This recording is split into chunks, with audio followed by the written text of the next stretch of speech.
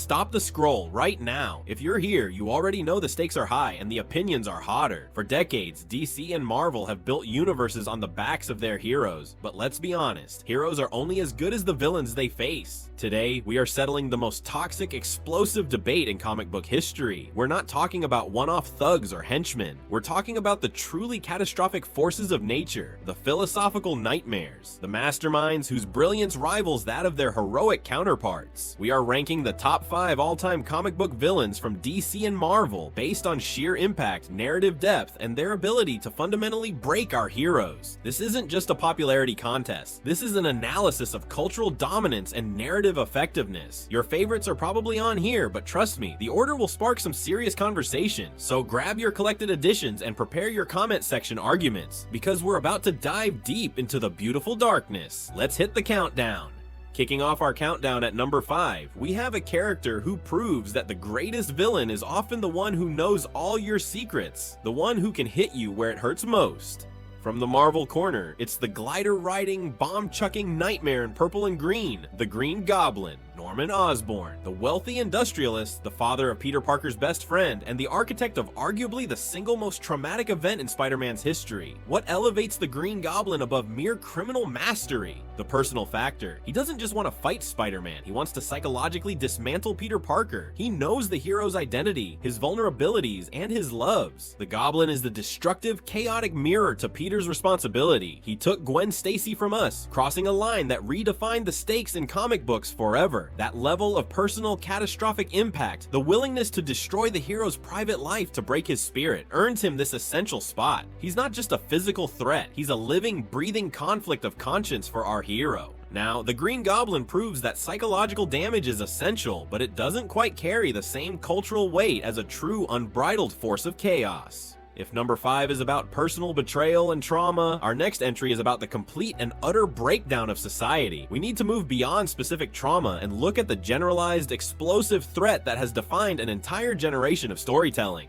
Sliding into our number 4 spot, a character so culturally saturated, his image is a universal shorthand for madness. From the hallowed halls of DC, we give you the most dangerous clown in history, the Joker. The Joker is the perfect villain because he is the perfect antithesis. He is not motivated by money, power, or even revenge. His motive is a single chilling ideology, chaos. He exists solely to prove that order is a lie, that society is a paper-thin farce, and that beneath every suit and uniform is a terrified lunatic waiting for permission to scream. He forces Batman to confront his single, non-negotiable rule, never to kill, and constantly raises the philosophical stakes until that rule feels less like a moral anchor and more like a cruel joke. He is the ultimate existential threat. He doesn't want to rule Gotham, he wants to invalidate it. The sheer volume of iconic, terrifying, and defining stories he anchors is unmatched, making him the definitive symbol of DC's darker side. He doesn't just commit crimes, he conducts sociological experiments with devastating results. Now, the Joker's chaos is brilliant, but it's localized. It's a Gotham problem. Our next villain operates on a scale so vast, the very concept of a city or planet is irrelevant. We're moving from philosophical terror to cosmic necessity. We're looking at a villain who, tragically, genuinely believes his horrific actions are morally correct. Prepare for the shift from psychological darkness to universal genocide.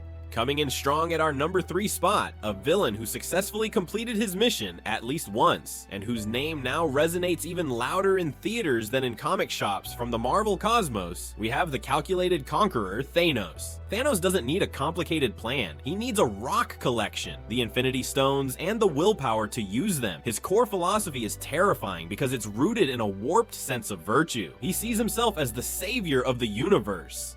Resources are finite, life is overrunning the cosmos, and he is the only one strong enough to make the hard choice, wiping out half of all life to ensure the survival of the rest. This isn't simple greed, it's a terrifying, misguided utilitarianism. He's the universal environmentalist with the world's worst methodology. His sheer power level, combined with a conviction that renders him incapable of being reasoned with, makes him the perfect crisis-level threat. He forces the entire Marvel pantheon, Avengers, Guardians, everyone, to set aside all differences just to face the one man who successfully changed the population metric of reality. He's the ultimate force multiplier, and his win-loss ratio is distressingly high. high. Genocide is a high bar, I'll grant you, but our next villain takes the concept of control and makes Thanos look like a novice. Thanos wants to save the universe by removing half its life. Our number 2 contender wants to save the universe by removing all its choice. This isn't just about destroying bodies, it's about subjugating souls. It is the ultimate expression of tyranny. Blasting into the number 2 spot, a DC Titan whose power is so immense, he doesn't even need to be on the planet to pose an existential threat. The ruler of Apocalypse, the embodiment of evil, Darkseid.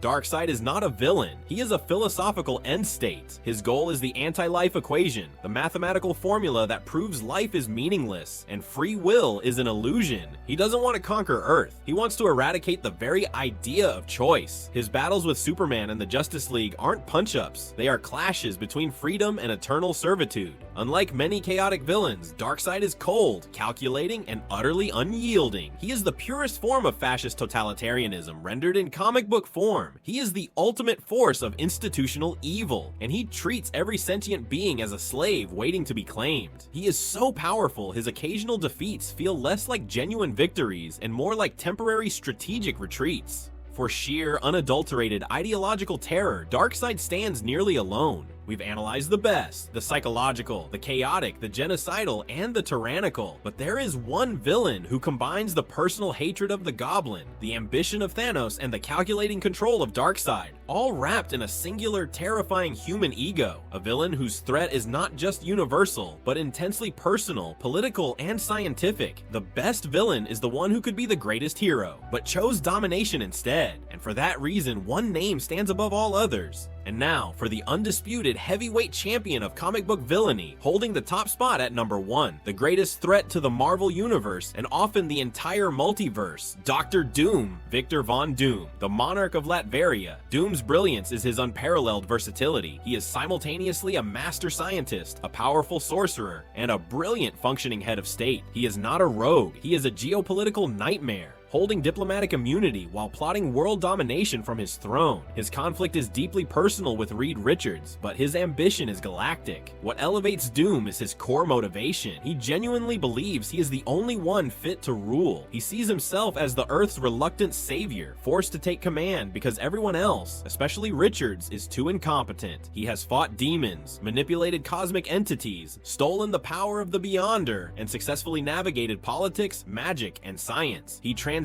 genre. He is the ultimate blend of ego, tragedy, and genius. He doesn't just want power, he wants validation as the superior being, and he is willing to dismantle reality itself to get it. Dr. Doom is the greatest comic book villain because his character operates on every level, the personal, the political, the scientific, and the mystical, making him the perfect, complex, and immortal antagonist. He is the gold standard for all comic book villainy. There you have it, the definitive ranking of the top 5 all-time comic book villains. From the personal destruction wrought by the Green Goblin to the universal despotism of Dr. Doom, these characters are crucial. They don't just create conflict, they define the morality and the strength of the heroes they oppose. Without them, we just have flying people solving traffic problems. This list is based on narrative weight, cultural impact, and philosophical depth. But I know you disagree. Who did I criminally overlook? Should Thanos be higher? Is the Joker simply overrated? Tell me your ranking, and more importantly, defend your choices with cold, hard comic book facts. If you enjoyed this high-octane analysis, hit the like button and make sure you are subscribed for more deep dives into the comic book world next time. We might just be ranking the most overhyped superpowers.